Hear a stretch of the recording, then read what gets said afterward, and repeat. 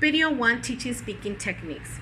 The teachers being observed are from Thailand, and what they want to know is what is it that they're doing to get their students speaking the language.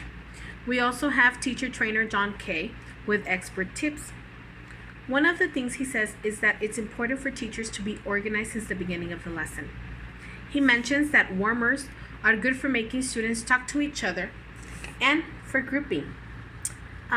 This is one of the techniques that I was shown in the previous workshop in Racia's method in Mazatlan. They also mentions that instructions are really important to give them only once you have everyone's attention. Once you have everyone's attention, then you give the instructions.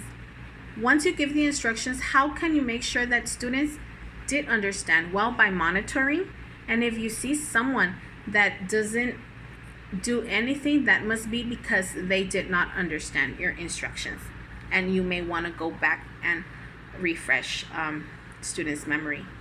Teacher John K. also mentions that giving students model and having students repeat after the teacher is also great.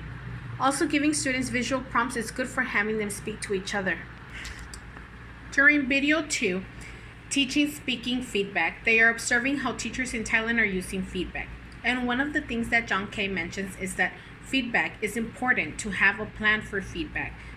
Is it going to be teacher-led or students-led? During feedback is when you correct your students' errors.